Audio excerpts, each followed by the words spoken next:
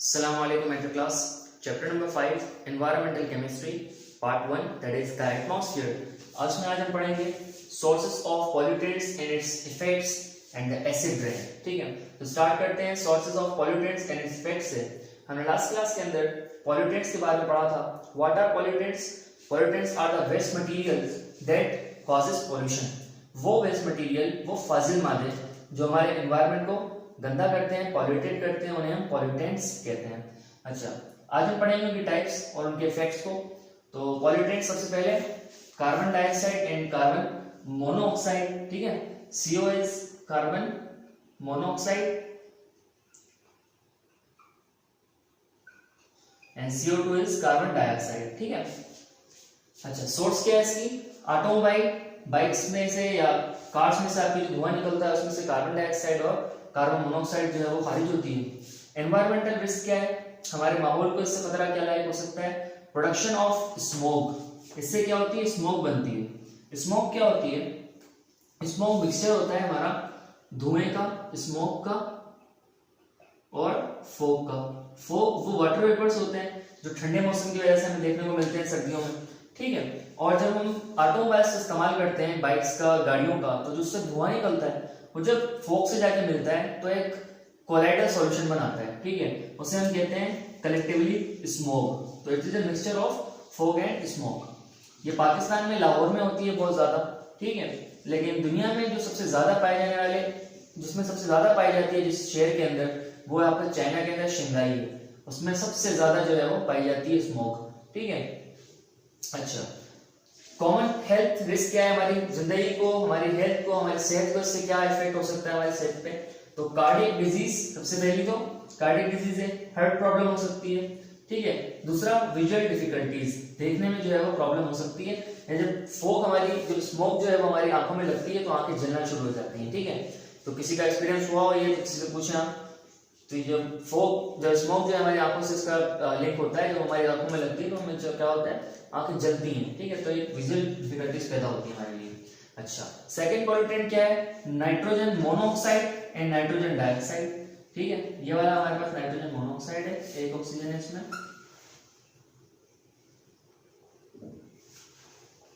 और ये nitrogen dioxide है. सोर्स क्या है? सोर्स इसकी भी ऑटोमोबाइल है, बाइक्स हैं और आपकी गाड़ियां हैं. ठीक है. Environmental risk, it causes harm to the plants. ये पौधों के लिए जो है वो क्या है? हार्म है, जो मुज़िर है इसके लिए, हमारे पौधों के लिए. अच्छा, कॉमन हेल्थ रिस्क क्या है? Irritation to the respiratory tract. हमारे रेस्पिरेटरी ट्रैक्ट को, हमारी सांस लेने का समझे एक ऑर्गन्स है, उनके लिए, उनमें इरिटेशन पैदा करता है, सांस लेने में मुश्किल और दुश्वारी होती है नाइट्रोजन डाइऑक्साइड से और नाइट्रोजन मोनोऑक्साइड से. ठीक है. अच्छा, फिर नेक्स्ट है सल्फर डाइऑक्साइड. सल्फर डाइऑक्साइड जो है वो भी ऑटोमोबाइल से ही उसकी सोर्स है. ठीक है. उसका जो एनवायरमेंटल रिस्क है वो है एसिड रेन. एसिड रेन को हम अभी नहीं पढ़ेंगे, इसको डिटेल में पढ़ेंगे इसी के टॉपिक के अंदर जो आगे हमारे पास आएगा. ठीक है. अच्छा, हेल्थ रिस्क क्या है? ब्रीथिंग डिफिकल्टी, सांस लेने में प्रॉब्लम होती है. अच्छा, एक चीज जो है वो कॉमन है कि ये सब जो है किसको अफेक्ट कर रहे हैं? ये हमारे रेस्पिरेटरी निजाम को, हमारे सांस लेने के, अम्ल तनफ्फुस को ये नुकसान पहुंचा रही है सारी केसेस. ठीक है. वैसे भी आपने एक आम चीज नोटिस की होगी कि जब कहीं हम रश में फंसते हैं, जहाँ पर बाइक्स होती हैं, गाड़ियां होती हैं, जो उनका धुआं उसमें से निकल रहा होता है, तो वहां पर सांस लेने में दुश्वारी होती है, वहां पर सांस लेने में मुश्किल होता है और खांसी होती है अक्सर लोगों को. तो किस वजह से होती है? वो इन गैसेस की वजह से होती है जो उनको हम पढ़ रहे हैं. ठीक है. अच्छा, नेक्स्ट है हमारे पास ओजोन, दैट इज O3.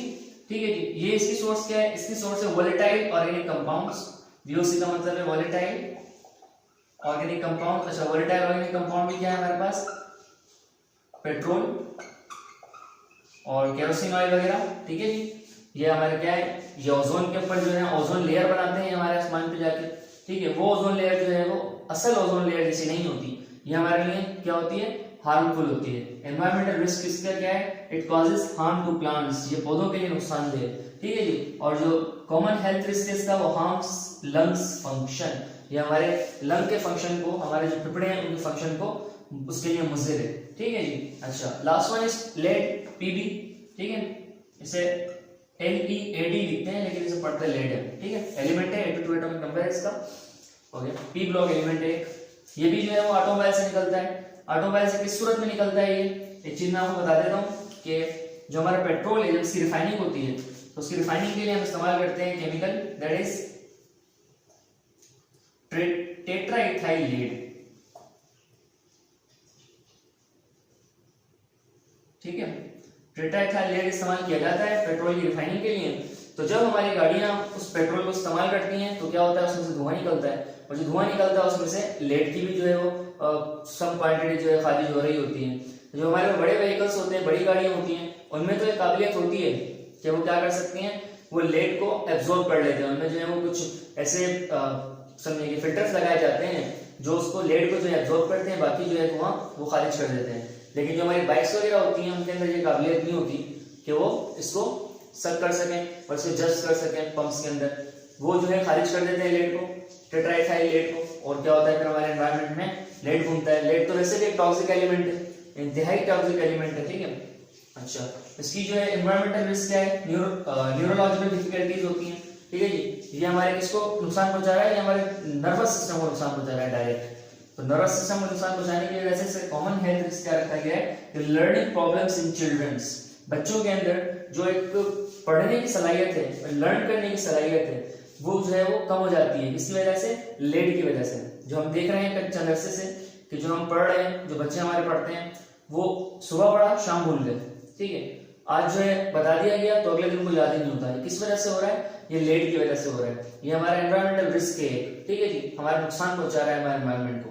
तो ये था हमारे पास source of pollutants and its effects. अब आगे चल के पढ़ते हैं एसिड रेन के बारे में, एसिड रेन के क्या सिलसिला होता है उसका। ओके, फिर अब एसिड रेन के बारे में पढ़ते हैं, तेजाबी बारिश के बारे में पढ़ लेते हैं।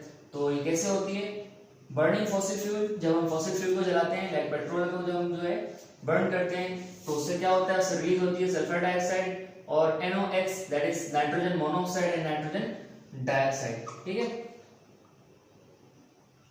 Into the atmosphere. एटमॉस्फेयर के अंदर, हवा के अंदर वो जो है रिलीज हो जाते हैं फॉसिल फ्यूल्स। ठीक है जी, सल्फर डाइऑक्साइड जो है वो क्या होता है, sulphur dioxide is converted to H2SO4। Sulphur dioxide जो है वो सल्फ्यूरिक एसिड के अंदर कन्वर्ट हो जाता है बाय रेन वाटर, आपके बारिश के पानी से। ठीक है जी, while NOx is converted to HNO2 and HNO3 by rain water। इसमें मामला क्या होता है, जब हमारा सल्फर डाइऑक्साइड मिलता है वाटर के साथ, तो किसकी फॉर्मेशन होती है, सल्फ्यूरिक एसिड की फॉर्मेशन होती है। ठीक है, इसी तरह जब नाइट्रोजन डाइऑक्साइड मिलती है वाटर के साथ जाके, तो किसकी फॉर्मेशन होती है, आपकी HNO3 की, दैट इज नाइट्रिक एसिड की फॉर्मेशन होती है। ठीक है, इसी तरह जब कार्बन डाइऑक्साइड पानी में जाती है, रेन वाटर से इसका रिएक्शन होता है, तो किसकी फॉर्मेशन होती है, कार्बोनिक एसिड की फॉर्मेशन होती है। ठीक है, ये सब क्या करते हैं, हमारे साफ पानी को, जो हमारा बारिश का साफ पानी होता है, प्योरेस्ट फॉर्म ऑफ वाटर जो है वो, जो प्योरेस्ट वाटर होता है वो हमारे बारिश का पानी होता है, हमारे बादलों के अंदर मौजूद होता है। लेकिन जो सीजन की पहली बारिश होती है उसके अंदर जो है वो साफ पानी नहीं होता। ठीक है, सीजन की पहली बारिश जो है वो दरअसल एसिड रेन होती है। अगर आपसे कोई पूछता है एसिड रेन क्या है, एसिड रेन का मतलब ये तो नहीं है कि सल्फ्यूरिक एसिड आसमान से गिर रहा है, नाइट्रिक एसिड आसमान से गिर रहा है, कार्बोनिक एसिड जो है आसमान से गिर रहा है, हरगिज मतलब नहीं है इसका। अगर ये गिरेंगे सल्फ्यूरिक एसिड और नाइट्रिक एसिड या फिर कार्बोनिक एसिड, तो हम तो रह नहीं सकते ना, हम तो रह नहीं पाएंगे यहाँ पर। ठीक है, हाँ सल्फ्यूरिक एसिड की बारिश होती जरूर है, प्योर सल्फ्यूरिक एसिड की, लेकिन वो हमारे पास नहीं होती, वो प्लेनेट के अंदर होती है, वीनस के अंदर। वीनस के अंदर जो मरकरी के बाद हमारा प्लेनेट आता है, the second planet of our solar system, उसके अंदर जो है वो सल्फ्यूरिक एसिड की बारिश होती है। ठीक है, तो हमारे पास क्या होता है, हमारे पास एसिड रेन दरअसल सीजन की पहली बारिश होती है। सीजन की जो भी पहली बारिश होगी, इसलिए जो है हमारे घर वाले हमें मना करते हैं पहली बारिश के अंदर नहाने से या पहली बारिश के अंदर एक्सपोज करने से स्किन को, स्किन प्रॉब्लम्स हो सकती हैं। ठीक है, क्यों, क्योंकि वो एसिड रेन होती है, उसके अंदर एसिड की कुछ प्रॉपर्टीज आ चुकी होती हैं। ठीक है, किस वजह से आ चुकी होती हैं, वो इनकी वजह से आ चुकी होती है, सल्फर डाइऑक्साइड की वजह से या NOx की वजह से या कार्बन डाइऑक्साइड की वजह से। ठीक है, तो ये अपने ध्यान में रखें बात। एसिड रेन का मतलब ये नहीं कि तेजाब गिर रहा है आसमान से, एसिड रेन का मतलब ये है कि सीजन की पहली बारिश में जो कंटेमिनेंट्स थे सल्फर डाइऑक्साइड या नाइट्रोजन डाइऑक्साइड, वो पानी के साथ मिल चुके हैं और वो पानी को उन्होंने थोड़ा सा एसिडिक कर दिया, उसका मीडियम एसिडिक हो चुका है। सही है, okay.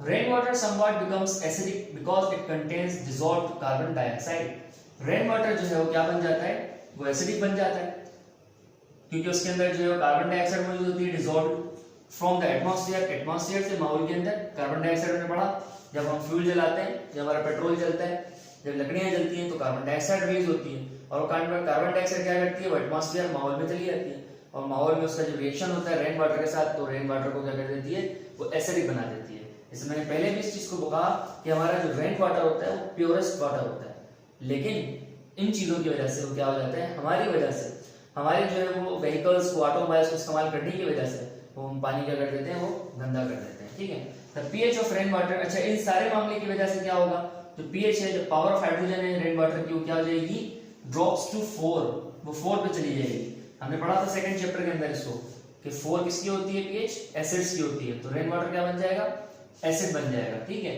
It is called acid rain, इस अमल को जो है वो एसिड रेन कहा जाता है। क्लियर, इफेक्ट्स क्या होते हैं एसिड रेन के, पहला है कि acid rain leches heavy metals from soil and discharge them into rivers and lakes। Heavy जो हमारे एसिड रेन होती है वो क्या करती है, लीचेस बहा के ले जाती है इसको, हेवी मेटल्स को, जो हेवी मेटल्स हमारे जमीन के अंदर मौजूद होते हैं उन्हें क्या करती है एसिड रेन, क्योंकि एसिड के पास काबिलियत होती है वो मेटल को डिसॉल्व कर देते हैं अपने अंदर। ठीक है, तो जब एसिड रेन उन मेटल्स से रिएक्शन करती है जो सॉइल में मौजूद होते हैं, तो उन्हें बहा के ले जाती है। कहाँ बहा के ले जाती है, वो डिस्चार्ज में बहा के ले जाती है लेक्स के अंदर, ठीक है, रिवर्स में, दरियाओं के अंदर और लेक्स के अंदर। ठीक है, उन्हें डिस्चार्ज कर देती है दरियाओं में और नहरों के अंदर। अच्छा, अब क्या कैसे होता है, ये कौन से हेवी मेटल्स हैं, लेड जहरीला मेटल है, टॉक्सिक मेटल है, इसे ले जाती है वो। ठीक है, इसी की मिसाल सबसे बड़ी है कि इतना उसका हमने पढ़ा उसके बारे में, कितने जो है एनवायरमेंटली कितने इसके हैजार्ड्स हैं या कितना हेल्थ रिस्क है इसका लेड का। ठीक है, तो लेड को क्या करती है अपने साथ बहा के ले जाती है दरियाओं में और नहरों में। तो दीज हेवी मेटल्स, अब वो हेवी मेटल क्या करते हैं, हार्म ह्यूमन, इंसानों के लिए भी खतरनाक होगा, मुज़र होगा, एंड एक्वेटिक लाइफ, और हमारी समंदरी जिंदगी के लिए भी, दरियावी जिंदगी के लिए भी मुश्किल उनको पैदा कर देती है, मछलियों के लिए और दूसरे हशरात के लिए जो पानी में मौजूद होते हैं। So second, acid rain eats away calcium carbonate, so marble structure destroyed. Acid rain क्या करती है, वो कैल्शियम कार्बोनेट के साथ रिएक्शन करती है, CaCO3 का मतलब जो है वो कैल्शियम कार्बोनेट है,